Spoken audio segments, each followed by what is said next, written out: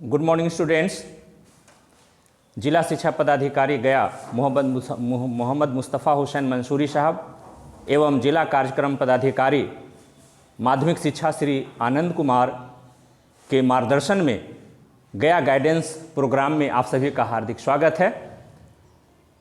बच्चों, आज गया गाइडेंस प्रोग्राम के तहत मैं प्रमोद कुमार मैथ विषय के कुछ महत्वपूर्ण बातों के बारे में आप सभी को जानकारी दूंगा, जिससे कम समय में आप अच्छे ज्ञान के साथ साथ अच्छे अंक भी प्राप्त कर सकेंगे। तो आइए बच्चों, हम लोग देखते हैं गणित में कुछ टॉपिक्स के बारे में जानते हैं, कुछ बातों के बारे में जानते हैं कि कैसे हम कम समय में अच्छे अंक प्राप्त कर सकते हैं। हमारा गणित के बारे में कुछ जो मूल बातें हैं जिस पर विशेष ध्यान देना है, उसके अंकों के बारे में कि किस टॉपिक से किस प्रकार के कितने अंक प्राप्त होते हैं। हमारा सबसे पहला संख्या पद्धति चैप्टर है। इस संख्या पद्धति चैप्टर से 10 अंक के प्रश्न पूछे जाते हैं। बीजगणित से 20 अंक के प्रश्न पूछे जाते हैं। त्रिकोणमिति से भी 20 अंक के प्रश्न पूछे जाते हैं। नियामक ज्यामिति में से 10 अंक के प्रश्न पूछे जाते हैं। ज्यामिति से भी 20 अंक के प्रश्न पूछे जाते हैं। क्षेत्रमिति से 10 अंक के प्रश्न पूछे जाते हैं और सांख्यिकी एवं प्रायिकता से 10 अंक के प्रश्न पूछे जाते हैं। इस प्रकार टोटल मार्क्स 100 हो गए।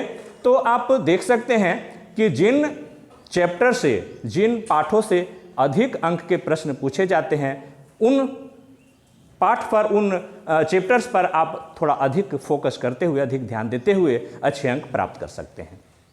आगे हम लोग बढ़ते हैं। ये सारे जो प्रश्न पूछे जाते हैं वो किस तरह के प्रश्न होते हैं। हमारे गणित में मूल रूप से समय निर्धारित होता है 3 घंटा 15 मिनट। 3 घंटा 15 मिनट में से 15 मिनट मूल रूप से प्रश्नों को पढ़ने के लिए समय दिया जाता है। आपको 3 घंटे में सारे प्रश्नों का उत्तर देना होता है। ये गणित में जो प्रश्न पूछे जाते हैं वो 3 तरह के प्रश्न होते हैं। सबसे पहले ऑब्जेक्टिव क्वेश्चंस होता है। ऑब्जेक्टिव क्वेश्चन जिसे वस्तुनिष्ठ प्रश्न भी कहा जाता है। गणित में मूल रूप से 60 प्रश्न पूछे जाते हैं ऑब्जेक्टिव, लेकिन इन 60 प्रश्नों में से आपको उत्तर देना होता है 50 का ही। इसी तरह से लघु उत्तरीय प्रश्न जो 2-2 नंबर का होता है, इसमें 25 प्रश्न पूछे जाते हैं। कभी कभी किसी साल ऐसा होता है कि ये 25 के जगह पर 26 क्वेश्चन भी हो सकते हैं, 24 क्वेश्चन भी हो सकते हैं, 26 क्वेश्चन भी हो सकते हैं, परंतु आपको उत्तर देना होगा मात्र 15 प्रश्न का ही। और ये सब 2-2 अंक के होते हैं। और दीर्घ उत्तरीय प्रश्न कुल 8 पूछे जाते हैं, लेकिन उसमें से हमें आंसर देना होता है मात्र 4 प्रश्न का, और ये सभी प्रश्न 5-5 अंक के होते हैं। तो इस प्रकार आप एक माइंड सेट करके परीक्षा में सारे प्रश्नों का उत्तर दे सकते हैं।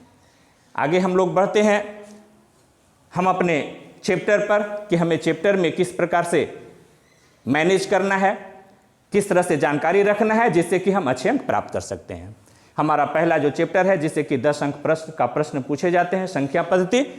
संख्या पद्धति में वास्तविक संख्या के बारे में जानकारी प्राप्त करना है। वास्तविक संख्या होता क्या है, यहाँ देखिए बताया गया है। वास्तविक संख्या का ध्यान रखना है। ये परिमेय संख्या और अपरिमेय संख्या, ये दोनों का समुच्चय होता है। यानी परिमेय संख्या और अपरिमेय संख्या के समूह को हम वास्तविक संख्या कहते हैं। अब परिमेय संख्या क्या होता है, आप सभी लोग पिछले क्लास में भी पढ़े होंगे, इसके बारे में कुछ जानकारी होगा। परिमेय संख्या जो P/Q के रूप में होता है, और परिमेय संख्या में P/Q के रूप में रहेगा। और ये P/Q जहां P और Q दोनों ही पूर्णांक होगा। P और Q दोनों ही पूर्णांक होगा, जहां Q जो अंश हर होगा वो 0 के बराबर नहीं होना चाहिए।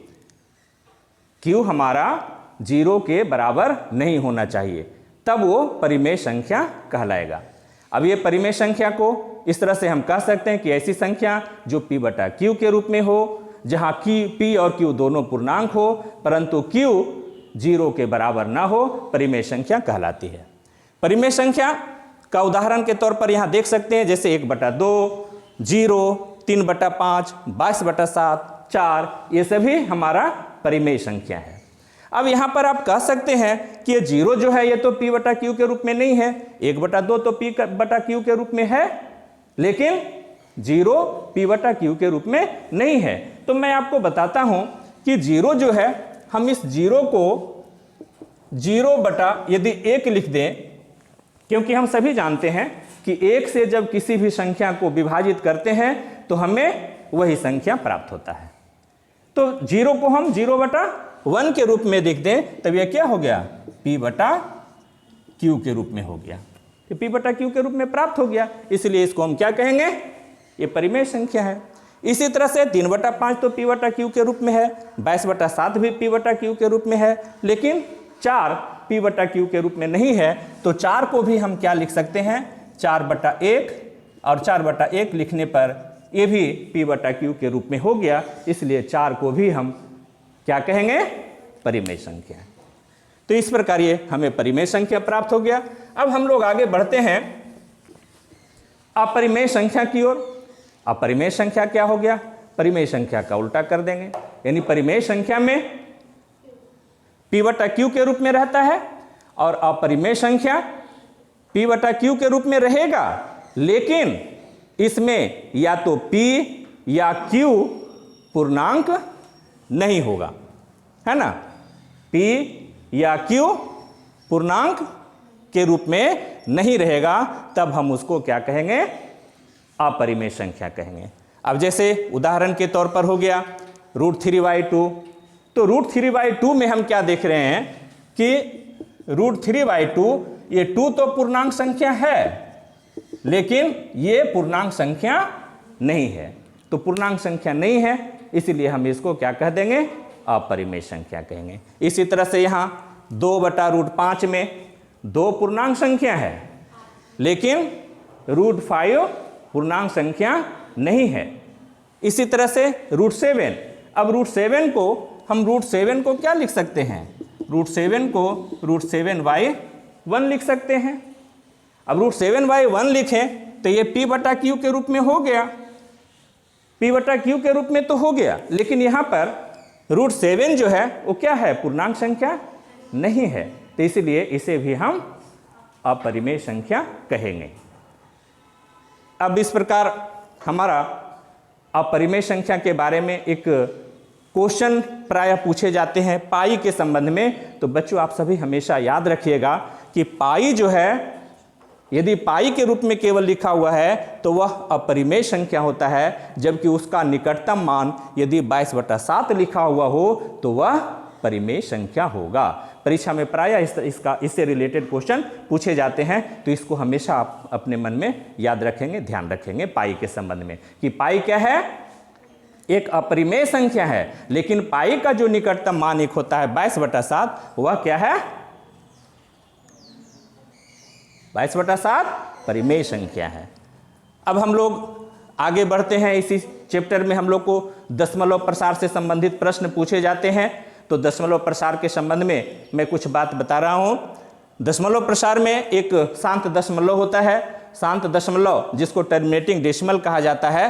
और ये टर्मिनेटिंग डेसिमल क्या होता है, कैसे हम पहचानेंगे, तो टर्मिनेटिंग डेसिमल शांत दशमलव के लिए कोई भी जो परिमेय संख्या रहेगा, परिमेय संख्या का हर का अवलोकन करेंगे। यदि उसका हर का गुणनखंड करने पर वो गुणनखंड हमें 2 का पावर m इंटू 5 के पावर n के रूप में प्राप्त होता है, तो वह संख्या शांत दशमलव कहलाएगा, जहां m और n क्या होगा, पूर्णांक संख्या होगा। तो कोई भी शांत दशमलव को पहचान करने के लिए हमारी जो दिए गए परिमेय संख्या होगा, परिमेय संख्या के हर का गुणनखंड करेंगे। वह गुणनखंड यदि 2 का पावर m इंटू 5 के पावर n का प्राप्त हो, जहां m और n पूर्णांक हो, तो हम कहेंगे कि वह शांत दशमलव है। जहां m और n के पूर्णांक के रूप में उसका वैल्यू m और n का वैल्यू 0, 1, 2, 3 ये सारे हो सकते हैं। जैसे उदाहरण के तौर पर 3/2, 4/5, 3/2, 7/10, ये सब क्या है, हमारा शांत दशमलव। क्यों?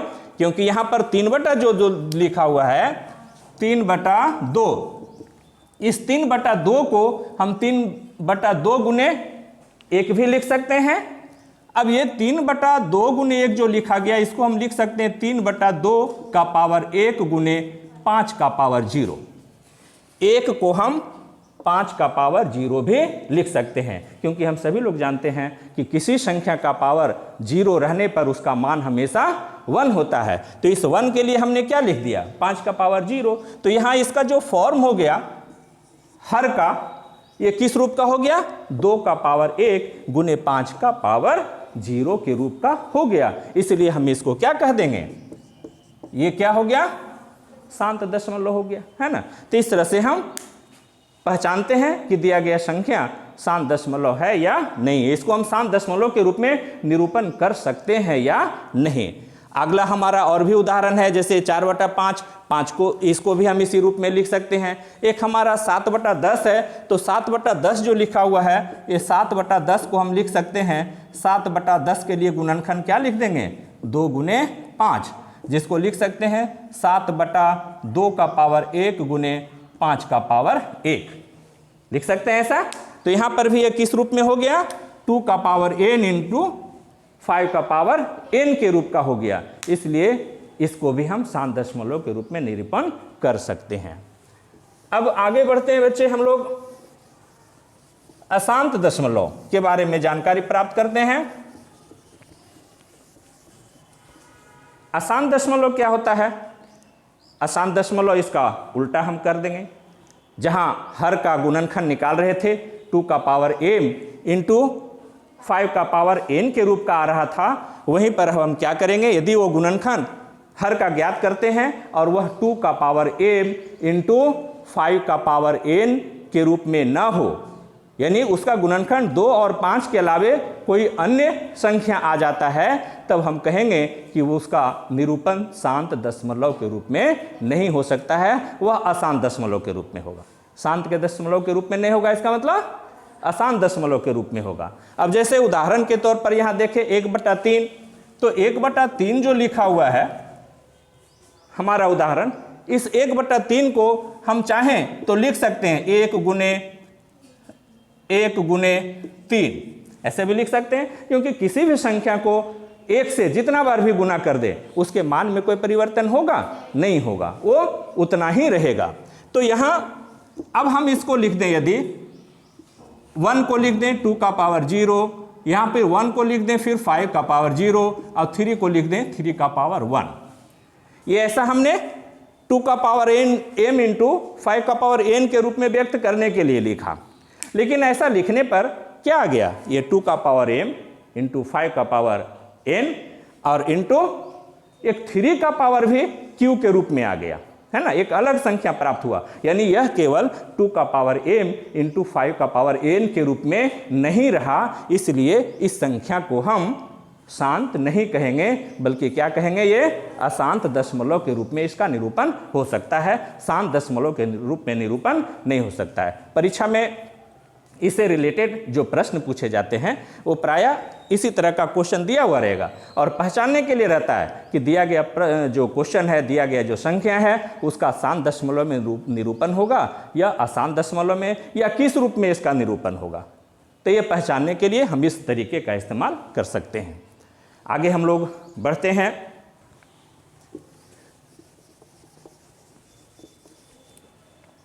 आगे प्रथम पाठ में जो हमारा संख्या पत्ती है उसमें एक बहुत ही महत्वपूर्ण दशम वर्ग के लिए है। मैट्रिक परीक्षा 2021 में पूछे जाने वाले प्रश्नों इस पर आधारित रहता है। यूक्लिड विभाजन एल्गोरिदम या यूक्लिड विभाजन प्रमेयिका भी कहा जाता है। ये यूक्लिड विभाजन एल्गोरिदम है क्या, हम लोग बचपन से जब पढ़ना शुरू करते हैं 5th या 6th क्लास वगैरह से ही, उसी समय भाग देने की प्रक्रिया के बारे में जानते हैं, भाग देते रहे हैं। तो भाग देने की प्रक्रिया तो हम लोग सीख लिए, लेकिन आगे चल कर के इस क्लास में उसी को एक एल्गोरिदम के रूप में, एक प्रमेयिका के रूप में प्रस्तुत किया गया है। ये प्रमेयिका क्या है इसके बारे में देखिए बताया गया। ये प्रमेयिका हमारा मूल रूप से जो हम संख्या भाग देते हैं प्रायः किसी संख्या में, मान लेते हैं कि कोई एक संख्या a है, उसमें हम b से भाग दे रहे हैं, तो जितना बार भाग लगाया जाता है उसको क्या कहते हैं, भागफल कहते हैं, और नीचे जो बच जाता है उसे शेषफल कहा जाता है। अब ये हमारा भाज्य हो गया, ये भाजक हो गया, ये भागफल हो गया, ये शेषफल हो गया। यहाँ ए जो भाज्य के रूप में है, तो भाज्य बराबर एक फॉर्मूला होता है, पढ़े होंगे आप सभी लोग, भाज्य बराबर भाजक गुने भागफल जोड़ शेषफल। इसी को हम यदि भाज्य को ए के रूप में, भाजक को बी और भागफल को क्यू, शेषफल को आर के रूप में रिप्रेजेंट करें, तो यहाँ पर ए बराबर बी गुने क्यू प्लस आर हो जाएगा, अर्थात ए बराबर बी क्यू प्लस आर। इसी चीज को यहाँ एल्गोरिदम के रूप में प्रस्तुत किया गया है कि यदि दो धनात्मक पूर्णांक a एवं b इस प्रकार हो जहां a is greater than b, यानी a जो है वो b से बड़ा हो, तो इसके लिए ऐसे अद्वितीय पूर्णांक q और r प्राप्त होते हैं जहां a is equal to B Q plus R. यहां 0 हमेशा r से छोटा होगा या r के बराबर होगा और r जो होगा वो b से छोटा होगा। अर्थात ये जो भाग देने की प्रक्रिया हम लोग देख रहे थे, इसमें r का जो मान प्राप्त होता है वो यहाँ पर r या तो 0 होगा या फिर b से हमेशा छोटा होना चाहिए। ये इस मेथड के अंतर्गत आता है, यूक्लिड विभाजन एल्गोरिदम के अंतर्गत। इस यहाँ पर जो अभी हम लोग फॉर्मूला देख रहे थे, उस फॉर्मूला का उपयोग करके भी अनेक तरह के मैथ बना सकते हैं। उस फॉर्मूला से रिलेटेड क्वेश्चन हमेशा बोर्ड परीक्षा में पूछे जाते हैं। अब हम लोग कुछ महत्वपूर्ण प्रश्न जो पिछले कई वर्षों में देखा गया है कि लगातार पूछे जाते रहे हैं, इस तरह के क्वेश्चन हम लोग वैसे कुछ प्रश्नों का रिवीजन करेंगे अभी यहाँ पे क्लास वर्क में। जो आगे आने वाला परीक्षा आपके लिए 2021 में बहुत ही संभावित प्रश्न है, थोड़ा विशेष ध्यान देंगे। केवल कोई मैथ में कोई जरूरी नहीं कि एकदम हूबहू यही क्वेश्चन आ जाए, लेकिन इसी तरह के दूसरे क्वेश्चन आ सकते हैं, ऐसी संभावना है। तो हमारा ये पहला क्वेश्चन है बच्चे, अभी जो अब मैं बता रहा था यूक्लिड विभाजन लेम्मा, यूक्लिड विभाजन प्रमेय के बारे में, उसी पर आधारित ये क्वेश्चन है। यूक्लिड विभाजन एल्गोरिदम के प्रयोग से 960 और 432 का मसा अर्थात HCF ज्ञात करना है। मसा HCF हाईएस्ट कॉमन फैक्टर ये ज्ञात करना है। कैसे ज्ञात करेंगे? ऐसे तो आप लोग एक दूसरी प्रक्रिया जो बचपन से पढ़ते आ रहे हैं वो भी होता है हाईएस्ट फैक्टर HCF ज्ञात करने का, लेकिन यहाँ एक शर्त लगा दिया आपके लिए, हमारे मैट्रिक के परीक्षा के लिए, कि यूक्लिड विभाजन एल्गोरिदम का प्रयोग करना है।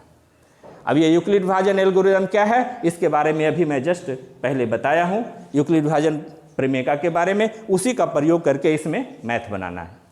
तो इसमें हमें सबसे पहले देखना होता है कि जो 2 अंक दिया गया है, ये 2 से अधिक अंक भी हो सकते हैं, 3 अंक भी हो सकते हैं। तो उसमें देखना है कि सबसे बड़ा अंक क्या है। जो सबसे बड़ा अंक रहता है और दूसरा एक छोटा अंक रहता है, तो छोटे अंक से पहले बड़े अंक को विभाजित करते हैं। भाग देने की प्रक्रिया में भी यही होती है। तो इसमें हम बड़े पूर्णांक 960 से क्रिया प्रारंभ करते हैं और जब छोटे अंक से विभाजित करते हैं, जब शेषफल 0 आ जाता है तो क्रिया का अंत होता है। और यहाँ पर इसके लिए हम लोग a बराबर बी क्यू प्लस आर जो फॉर्मूला अभी पढ़े थे, उसी फॉर्मूला का उपयोग करके इस मैथ का सॉल्यूशन करते हैं। तो आइए बच्चों हम लोग इसको सोल्व करके देखते हैं। हमारा जो पहले की प्रक्रिया हम लोग पढ़े हैं भाग प्रक्रिया के तहत, जिसके द्वारा HCF निकालते थे, उसके अंतर्गत आप इसको निकाल लेते हैं। तो वहाँ पर यूक्लिड विभाजन लेमा का प्रयोग करके इसको दर्शाने में बहुत आसानी होगी। सबसे पहले बड़ा अंक देखते हैं। बड़ा अंक 960 है और हमारा छोटा अंक 432 है। तो 432 से 960 में भाग लगाएंगे। ये भाग की क्रिया करेंगे, 2 बार लगेगा। 2 बार भाग की क्रिया करने पर 864 आया, इससे माइनस करने पर 96 बचा। अब यहाँ पर ये क्या बन जाता है आगे की क्रिया के लिए, ये भाजक बन जाएगा और हमारा यहाँ पर जो भाजक था वो भाज्य बन जाता है।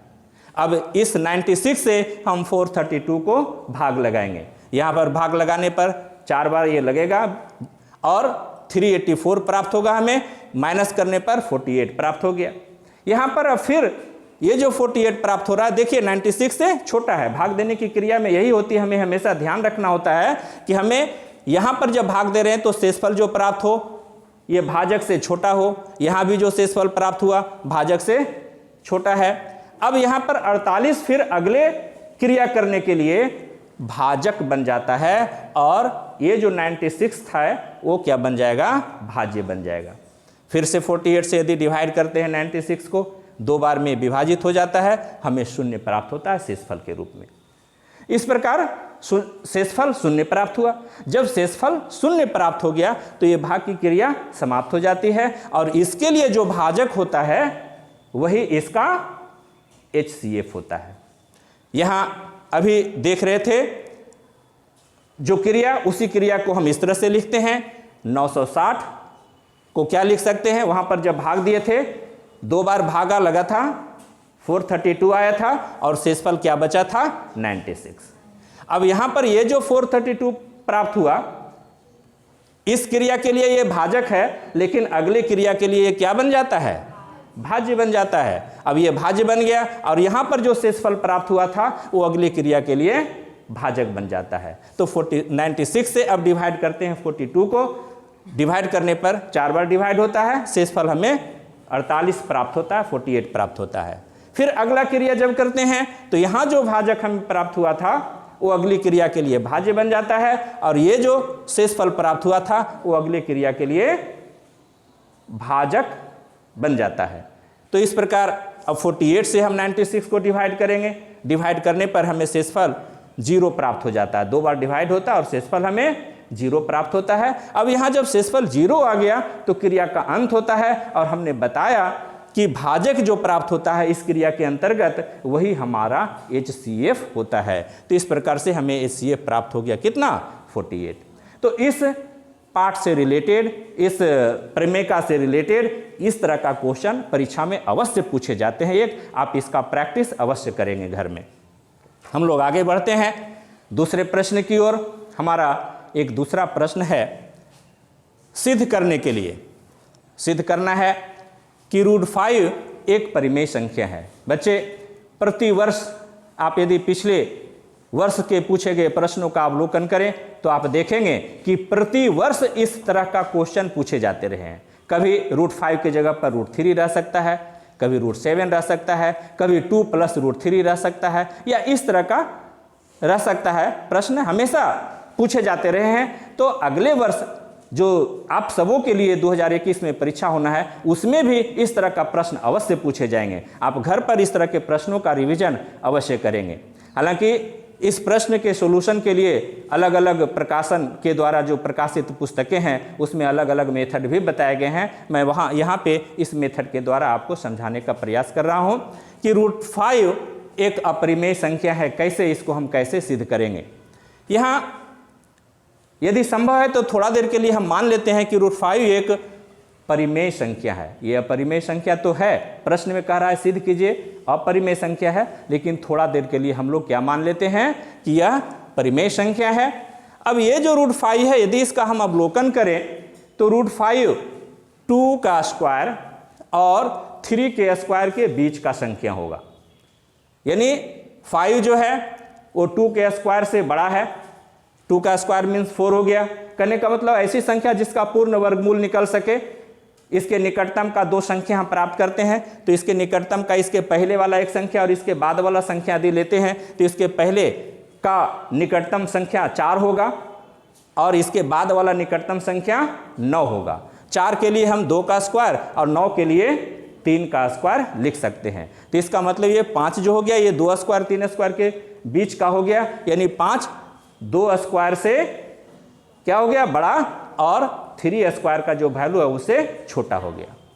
अब इसका मतलब है कि √5 का जो मान होगा वो 2 और 3 के बीच का होगा। यदि हम सबका स्क्वायर हटा दें तो स्क्वायर हटाने इस पर सबका रूट अंडर के रूप में कर दें तो इसका तो वैल्यू 2 आ जाएगा, इसका वैल्यू भी 3 आ जाएगा, लेकिन इसका रूट करेंगे तो रूट अंडर 5 रह जाएगा। इसका मतलब √5 का जो वैल्यू होगा वो 2 और 3 के बीच का होगा। अब 2 और 3 के बीच में कोई भी पूर्णांक संख्या नहीं है। जब 2 और 3 के बीच में कोई भी पूर्णांक संख्या नहीं है तो हम सभी लोग जानते हैं कि P/Q के रूप में जब संख्या रहती है तो परिमेय संख्या होता है, लेकिन P/Q के रूप में हो जहां P और Q पूर्णांक होना चाहिए तब वो परिमेय संख्या होता है। लेकिन यदि P/Q के रूप में संख्या है और P या Q या P और Q दोनों ही पूर्णांक नहीं है तो वैसी हालत में वह अपरिमेय संख्या हो जाता है। तो यहाँ के द्वारा भी हम कह सकते हैं कि ये 2 और 3 के बीच कोई पूर्णांक संख्या नहीं है। इसका मतलब ये इसका वैल्यू 2 और 3 के बीच √5 है तो ये अपरिमेय संख्या होगा। लेकिन चूंकि ये 2 नंबर का क्वेश्चन है, थोड़ा डिस्क्राइब करके बनाना होता है, तो इसको थोड़ा और लंबा यहीं पर लिख देने से हमें आंसर कम मिलेंगे। तो थोड़ा लंबा इसको करके दिखाना पड़ेगा। उस हेतु यहाँ पर हम थोड़ा देर के लिए जो अभी हमने माना था कि √5 एक अपरिमेय संख्या है, ये परिमेय संख्या है, सिद्ध हमें करना है √5 एक अपरिमेय संख्या, लेकिन हमने थोड़ा देर के लिए क्या माना कि √5 एक परिमेय संख्या है। अब हम सभी लोग जानते हैं, अभी हमने बताया था कि √5 जिसे हमने अभी परिमेय संख्या माना, तो परिमेय संख्या किस रूप का होता है? P/Q का रूप का होता है। थोड़ा देर के लिए हम इसको परिमेय संख्या मान लिए, इसीलिए हम लिख सकते हैं कि √5 बराबर P/Q होगा, क्योंकि इसे हमने परिमेय संख्या माना है। अब P/Q होगा जहां PQ धन पूर्णांक है और P और Q में कोई उभयनिष्ठ गुणनखंड नहीं होगा। ये परिमेय संख्या के रूप में माने हैं, इसलिए हम इसको ऐसा कर सकते हैं। अब यदि दोनों तरफ हम वर्ग कर दें तो वर्ग करेंगे तो इधर √5 का भी स्क्वायर हो जाएगा, इधर होल P/Q का भी स्क्वायर हो जाएगा। जब √5 का हम स्क्वायर करेंगे तो उसको केवल 5 लिखेंगे, रूट हट जाएगा, इधर P²/Q² हो जाएगा हल करने पर, है ना। आगे इसको हम क्रॉस मल्टीप्लाई यदि कर दें तो P² = 5Q² हो जाएगा। यहाँ पे इसको हल करते हैं इस तरह से, 5 = P²/Q² लिखा हुआ। यदि इसको हम 5 को 5/1 लिख दें और क्रॉस मल्टीप्लाई कर दें तो क्रॉस मल्टीप्लाई करने पर ये क्या हो जाएगा? P² × 1 P², I इधर क्या हो गया? 5Q² हो गया। यहाँ इसी को हम फिर इस प्रकार लिख सकते हैं, यदि इसका Q² में से Q² का मतलब क्या हुआ? यहाँ पर हम लिख सकते हैं P² = 5 Q × Q। Q² का मतलब Q × Q 2 बार लिखा हुआ है। इसमें से एक Q को हम नीचे ला दें तो ये हो गया P²/Q, इधर क्या रह गया? केवल 5Q हो गया, ये 5Q हो गया। इसी रूप में ये लिखा हुआ है, इसको थोड़ा देर के लिए हम एक समीकरण मान लेते हैं। अब यहाँ इसका अवलोकन करना है, इस पर ध्यान देना है, देखना है कि P और Q में कोई उभयनिष्ठ गुणनखंड नहीं है, तो P² और Q में भी कोई उभयनिष्ठ गुणनखंड नहीं होगा। जब P और Q में कोई उभयनिष्ठ गुणनखंड नहीं है तो P² और Q जो हमें प्राप्त हुआ है इसमें भी कोई उभयनिष्ठ गुणनखंड नहीं होगा। इसलिए P²/Q क्या होगा? एक भिन्न पूर्णांक होगा, भिन्न होगा। और समीकरण 1 से जो हमें प्राप्त हुआ कि ये भिन्न होगा, तो भिन्न पूर्णांक के बराबर यहाँ पर क्या गया कि ये भिन्न है, और ऊपर में हमने इसको माना था कि ये पूर्णांक के रूप में भी है, तो भिन्न पूर्णांक के बराबर आ रहा है इसके अनुसार, समीकरण 1 के अनुसार, जो कि संभव नहीं है, ये असंभव है। तो हमने जो माना था कि √5 एक परिमेय संख्या है, वो हमारी मान्यता गलत हो गई। तो जब गलत हुई कि परिमेय संख्या है, ये गलत हो गई, तो इसका मतलब वो क्या हो गया? अपरिमेय हो गया। तो इस प्रकार हम कहते हैं कि √5 एक अपरिमेय संख्या है। तो इस प्रक्रिया के तहत हम इस क्वेश्चन को सिद्ध करते हैं, दिखाते हैं। और बच्चे, इससे रिलेटेड क्वेश्चन जैसा कि मैंने कहा कि जरूर अवश्य हर साल परीक्षा में पूछे जाते हैं, इसलिए इस प्रकार के प्रश्न का आप घर में प्रैक्टिस अवश्य करें। मैथ प्रैक्टिस का चीज़ है, इसमें जितना ज़्यादा आप प्रैक्टिस करेंगे उतने अच्छे अंक प्राप्त होंगे आपको गणित में। अगला प्रश्न की ओर हम लोग बढ़ते हैं। हमारा एक महत्वपूर्ण प्रश्न है, 2 संख्याओं का मासा 18 और उनका गुणनफल 12,960 है, तो उनका लसा ज्ञात करना है। इस तरह के प्रश्न भी प्रतिवर्ष पूछे जाते हैं मैट्रिक के परीक्षा में, तो इसका भी आप लोग अभ्यास अवश्य करें। इसका मूल रूप से एक फॉर्मूला होता है जो आप लोग हो सकता है पढ़े ही होंगे, नहीं पढ़े होंगे तो इस फॉर्मूले को आप नोट कर लेंगे। मासा गुने लसा, 2 संख्याओं का मासा गुने लसा बराबर 2 संख्याओं का गुणनफल होता है।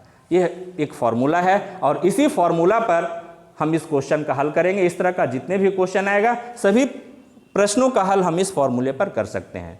इसमें प्रायः होता है ये 4 संख्या हो गया, 2 संख्या का मासा लसा और पहली संख्या गुने दूसरी संख्या, ऐसा भी लिख सकते हैं। तो इसमें 4 चीज़ है, ये 4 चीज़ में से परीक्षा में कोई भी 3 का वैल्यू दिया हुआ रहता है और चौथा पूछता है। प्रायः प्रतिवर्ष इसी तरह से क्वेश्चन पूछे जाते हैं। तो यदि ये फॉर्मूला आपको समझ में आ गई है तो इस फॉर्मूला का उपयोग करके इससे रिलेटेड जैसा भी क्वेश्चन आता है आप आसानी से उसका हल कर सकते हैं। जैसे यहाँ देखिए हमने बताया दो संख्या का मौसा गुने लसा बराबर दो संख्याओं का गुणनफल। अब यहाँ मौसा का वैल्यू यहाँ दिया हुआ है 18, लसा का वैल्यू नहीं दिया हुआ है, यही हमें प्राप्त करना है, और दो संख्या का गुणनफल दे दिया है सीधे 12,960। कभी कभी वो दोनों संख्या अलग अलग के रूप में भी रहता है, यहाँ गुणनफल के रूप में दे दिया एक साथ गुना करके, लेकिन कभी कभी हमारे प्रश्न में गुणनफल का वैल्यू नहीं दिया हुआ रहता है, बल्कि पहली संख्या और दूसरी संख्या दोनों का अलग अलग मान दिया हुआ रहता है। यदि दोनों का अलग अलग मान दिया हुआ है तो हम उस मान को यहाँ पुट कर देंगे, रख करके हल करेंगे, लेकिन यहाँ सीधे उसका गुणनखंड दे दिया है, गुणनफल ही दे दिया है इस प्रश्न में, तो हम उस गुणनफल का उपयोग कर रहे हैं।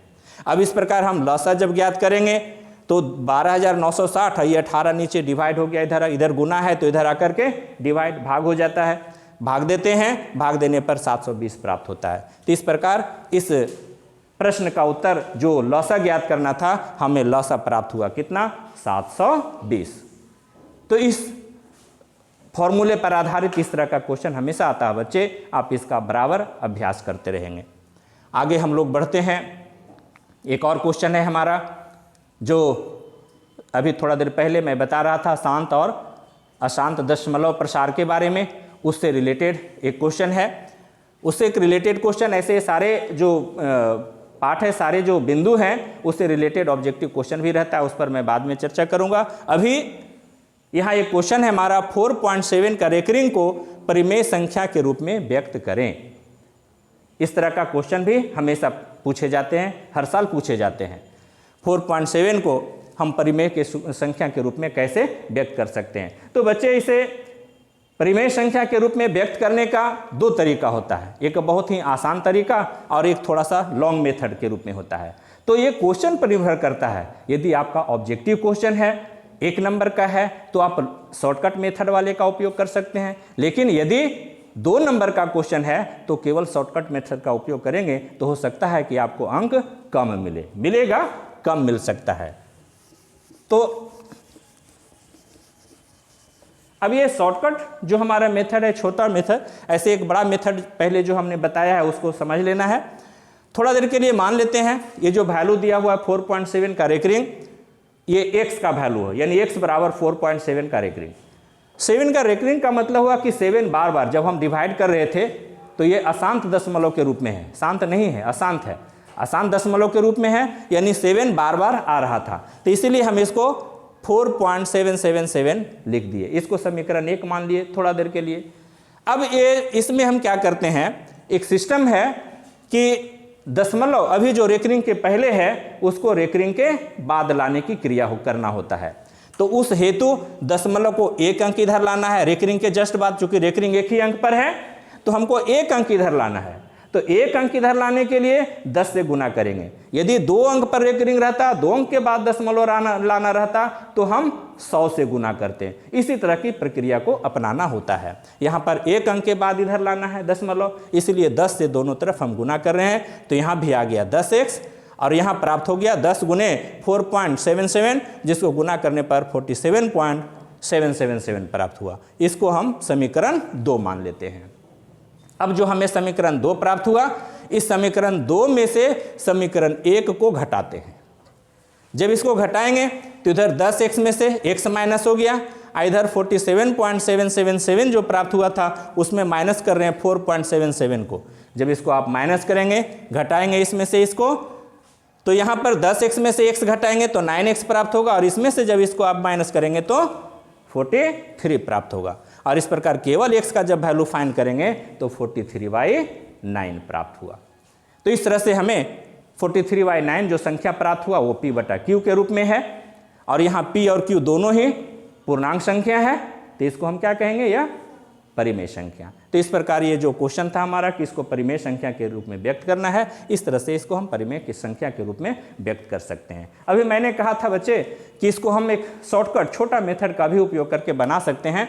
तो छोटा मेथड जो हमारा क्वेश्चन था 4.7 का रेकरिंग, इस 4.7 का रेकरिंग को शॉर्टकट मेथड से यदि हमें p/q के रूप में अर्थात परिमेय संख्या के रूप में व्यक्त करना होगा। तो उसके लिए हम क्या करते हैं, सबसे पहले दशमलव जो है 4.7 में से दशमलव को हटा देते हैं और दशमलव को हटाने के बाद इसमें दशमलव के पहले जो संख्या है जिस पर रेकरिंग नहीं भी है उसको इसमें से माइनस कर देते हैं और डिवाइडेड बाय दशमलव को हटाने के लिए एक सिस्टम इसमें है रेकरिंग को भी हटाने के लिए कि जितने संख्या पर रेकरिंग रहता है उतना 9 का उपयोग करते हैं हर के रूप में। एक संख्या पर रेकरिंग है इसलिए 1 9 का प्रयोग करेंगे। यदि एक से अधिक 2 संख्या पर रेकरिंग रहता तो हम लोग 2 9 लिखते और एक संख्या पर रेकरिंग नहीं है उसके लिए हम लोग क्या लिखते हैं, 0 लिखते हैं, है ना। इसके लिए हम लोग क्या करेंगे, लिखेंगे, हल करेंगे। आगे इसको जब हल करते हैं तो हल करने पर हमें एक संख्या जिसको हमने बताया कि जिस पर रेकरिंग के लिए मेनली किया जाता है कि जिस संख्या पर रेकरिंग रहता है हटाने के लिए सिस्टम क्या है, पहले 47 लिख दिए और इसमें से हम क्या करेंगे, जिस संख्या पर रेकरिंग नहीं है उसको माइनस कर देते हैं और माइनस करने के बाद नीचे हर के रूप में जिस संख्या पर रेकरिंग है उस संख्या के लिए 9। एक संख्या पर रेकरिंग है तो 1 9, 2 संख्या पर रेकरिंग है तो 2 9 लिखेंगे। तो चूंकि यहाँ एक ही संख्या पर रेकरिंग है इसलिए 1 9 लिख देते हैं। अब यहाँ पर जब माइनस करते हैं तो माइनस करने पर कितना प्राप्त होता है, 43 और नीचे आ गया 9। इस प्रकार ये हमें P/Q के रूप में संख्या प्राप्त हो गई। तो ये शॉर्टकट मेथड है एक छोटा। हम इस मेथड का भी कभी कभी जब मान लीजिए कि लॉन्ग मेथड वाला नहीं दिमाग में आ रहा है, नहीं समझ में आ रही है, तो उस समय हम इस शॉर्टकट मेथड का उपयोग करके भी बना दे सकते हैं। आपको अंक मिलेंगे, 2 अंक है, 2 अंक में से 2 अंक ना मिले 1 अंक भी मिलेगा लेकिन अंक मिलेगा। तो आप इस मेथड का भी उपयोग कर सकते हैं। तो बच्चे ये सारे हम लोग लॉन्ग तरह का क्वेश्चन, कहने का मतलब अति लघु उत्तरीय जो 2 अंक का प्रश्न पूछे जाते हैं चैप्टर से, उसके बारे में मैं बता रहा था। अब इस चैप्टर से जो ऑब्जेक्टिव क्वेश्चन पूछे जाते हैं, ऑब्जेक्टिव क्वेश्चन किस तरह के पूछे जाते हैं 1-1 नंबर का, उस पर मैं कुछ जानकारी देने जा रहा हूँ। ऑब्जेक्टिव क्वेश्चन हमारा एक जैसे क्वेश्चन है, सबसे छोटी अभाज्य संख्या क्या है। यहाँ 4 ऑप्शन दिया हुआ रहेगा। इन चारों ऑप्शन में से आपको चुनना रहेगा कि इसमें सबसे छोटी अभाज्य संख्या क्या है। अब इसमें ट्रिक लगाना है, चूंकि ऑब्जेक्टिव क्वेश्चन को हल करने के लिए जैसा मैंने कहा 60 प्रश्न रहेगा और उस 60 प्रश्न में से 50 का आंसर आपको देना रहेगा। तो जितना जल्दी आप इसको हल कर लेंगे ऑब्जेक्टिव क्वेश्चन को, उतना जल्दी आप बाकी आगे का सब्जेक्टिव क्वेश्चन पर बनाने में अपना समय दे सकेंगे। यदि ऑब्जेक्टिव क्वेश्चन में ही ज़्यादा समय लगा देंगे अपना, तो फिर सब्जेक्टिव के लिए कम समय बचेगा। तो समय का भी, टाइम मैनेजमेंट इसको कहा जाता है, समय का प्रबंधन पर ध्यान देते हुए अपने प्रश्नों को हल करने का प्रयास करना है। यहाँ हमारा जो सबसे पहला क्वेश्चन है, सबसे छोटी अभाज्य संख्या क्या है। अब इसमें सोचना है, पहली बात ये सोचना है कि ये सारे जो दिए हुए हैं संख्या, इसमें सबसे छोटी संख्या क्या है। 4 ऑप्शन है, ये चारों ऑप्शन में सबसे छोटी संख्या, तो हम लोग देख रहे हैं यहाँ सबसे छोटी संख्या 2 है। अब ये 2 के बारे में सोचना कि क्या ये अभाज्य संख्या है या नहीं है। तो अभाज्य संख्या से आप लोग परिचित होंगे, जिसको प्राइम नंबर्स भी कहा जाता है। ऐसी संख्या जिसका जो मात्र 1 और स्वयं से विभाजित हो, यानी मात्र 2 ही गुणनखंड हो, 1 और स्वयं और नंबर, तो वैसी संख्या अभाज्य संख्या होती है। यहाँ 2 के बारे में यदि गौर करें तो देखते हैं 2 किसकी संख्या से विभाजित होता है, 1 से और स्वयं 2 से। तो अभाज्य संख्या का जो परिभाषा है उसके अनुरूप ये 2 अभाज्य संख्या है। इसका मतलब हमारा जो एक ट्रिक था कि सबसे पहले देखे सबसे छोटी संख्या कौन है, तो उसने हमने देखा 2, और उसमें भी अब देख रहे हैं कि अभाज्य है कि नहीं। तो ये याद रखना है, इस बात को, अभाज्य संख्या का परिभाषा दिमाग में बैठाए रखना है। उसके अनुसार हमें प्राप्त होता है कि हाँ 2 एक अभाज्य संख्या है। इसका मतलब हमारा सही आंसर ए हो गया। इस तरह से हम कम समय में अपने प्रश्न का उत्तर ऑब्जेक्टिव वाला दे सकते हैं। लेकिन ध्यान रखना है, प्रश्न को गौर से पढ़ना है। हड़बड़ का काम कहा जाता है, गड़बड़ होता है।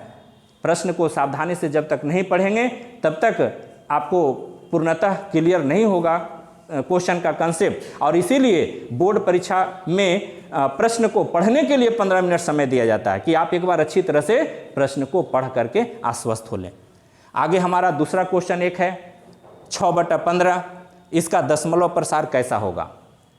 6/15 का दशमलव, अभी इससे रिलेटेड हम लोग शांत और अशांत दशमलव प्रसार के बारे में जब पढ़ रहे थे तो बताए थे कि कैसे हम पहचानेंगे कि ये शांत है या अशांत है। तो हम इसके लिए क्या करेंगे, 6/15 जो हमारा लिखा हुआ है 6/15, तो एक चीज़ ये भी ध्यान देना है बच्चे कि जो क्वेश्चन दिया हुआ है, संख्या दिया हुआ है, वह न्यूनतम रूप में है या नहीं। तो सबसे पहले उसको हम, ये भिन्न संख्या के रूप में है, उसको हम परिमेय संख्या के रूप में व्यक्त कर लेंगे। तो परिमेय संख्या के रूप में व्यक्त करने के लिए पहले हम इसे क्या करेंगे, देखेंगे, इसको छोटा रूप करेंगे। ये छोटा रूप हो जाएगा, 3 से डिवाइड होगा, 3 2 जा 6 और 3 5 जा 15, 2/5। तो पहले ध्यान देना है, इस तरह का जब क्वेश्चन रहे तो इसको हम क्या करेंगे, सरलतम रूप में व्यक्त करेंगे। पहले देखेंगे वो सरलतम रूप में है कि नहीं। यदि सरलतम रूप में नहीं है तो सबसे पहले उस क्वेश्चन को हम सरलतम रूप में, उस संख्या को सरलतम रूप में व्यक्त करेंगे। उसके बाद डिसाइड करना है, उसके बाद सोचना है कि वो किस तरह का संख्या होगा, उसका दशमलव प्रसार कैसा होगा, अन्यथा आपका उत्तर गलत हो जाएगा। अब यहाँ 2/5 प्राप्त हुआ, तो दशमलव प्रसार के अंतर्गत हमने बताया था कि यदि हर का गुणनखंड 2 का पावर m इंटू 5 का पावर n का के रूप का हो तो वह शांत दशमलव होगा। यहाँ हम इसको लिख सकते हैं 2/2 का पावर ये 1 इंटू 5 का पावर 1, अर्थात इसको लिख सकते हैं 2/2 का पावर 0 इंटू 5 का पावर 1। यहाँ पर इसका हर हमें 2 का पावर m इंटू 5 के पावर 1 के रूप में प्राप्त हुआ, इसलिए इसे हम शांत, अर्थात बी वाला हमारा ऑप्शन सही हो गया। तो इसमें एक चीज़ सबसे महत्वपूर्ण बात जो ध्यान देने की बात है बच्चे, वह क्या है कि यदि 6/15 के रूप में इस तरह का संख्या लिखा हुआ हो तो पहले हम ये देखेंगे, गौर करेंगे कि वह सरलतम रूप में है कि नहीं। यदि नहीं है तो पहले उसको सरलतम रूप में व्यक्त कर लेंगे, कन्वर्ट कर लेंगे, उसके बाद ही हम उसको पता करेंगे कि वो शांत होगा या अशांत होगा। आगे हम लोग अगला प्रश्न की ओर बढ़ते हैं। नेक्स्ट क्वेश्चन हमारा है 17/8 के रूप में क्वेश्चन आ रहा है। उस क्वेश्चन को हमें पता करना है 17/8 इसका दशमलव प्रसार कैसा होगा, 17/8 का। तो 17/8 का दशमलव प्रसार ज्ञात करने के लिए हम देखते हैं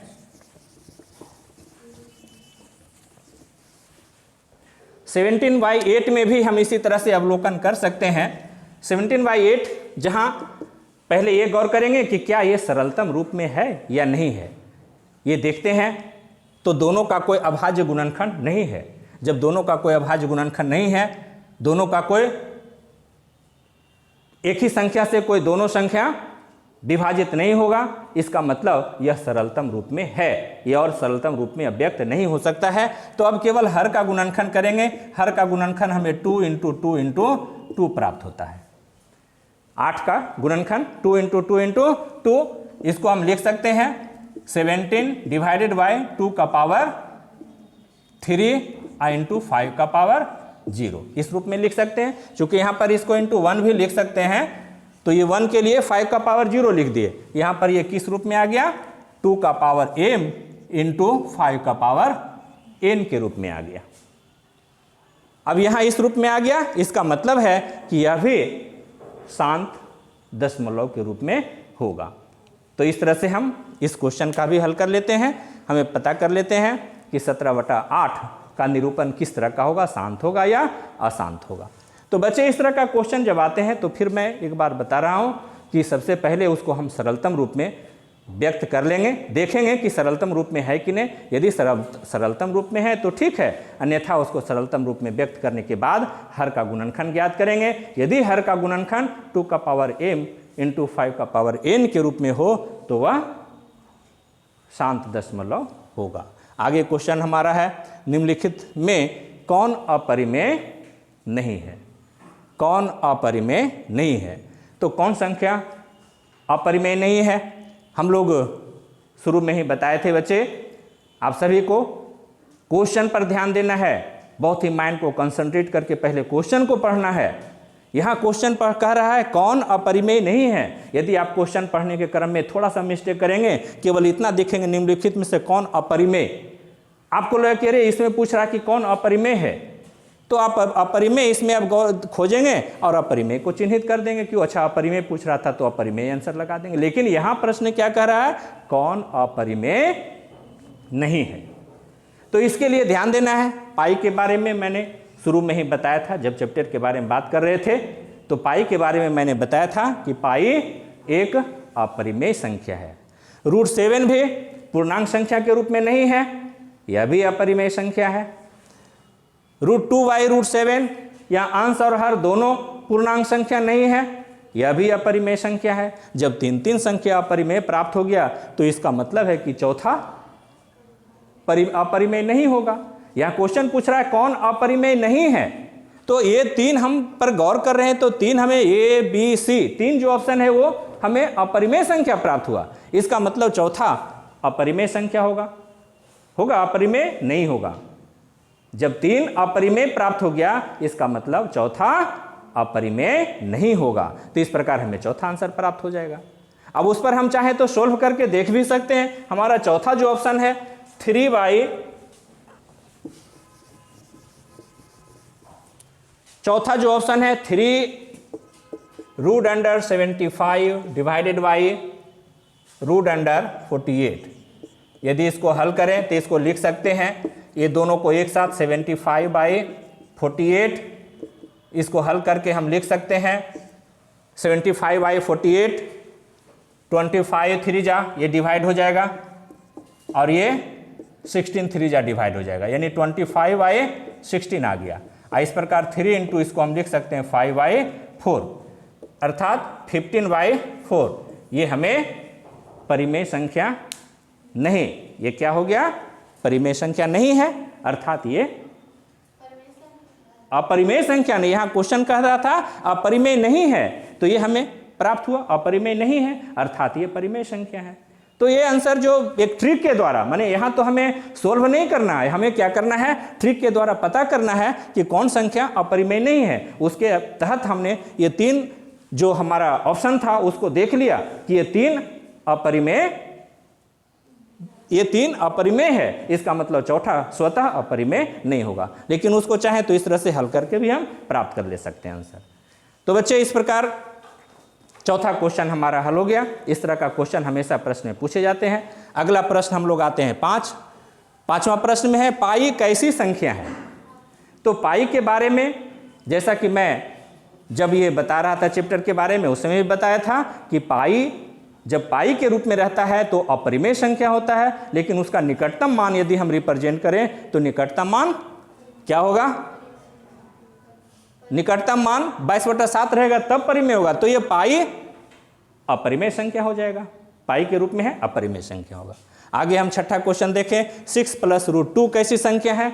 तो 6 + √2 जो है वो दो संख्याओं का योग, यदि परिमेय और अपरिमेय संख्या का योग हमेशा अपरिमेय होता है, ऐसा एक नियम है, रूल है, उस रूल के अनुसार ये अपरिमेय संख्या होगा।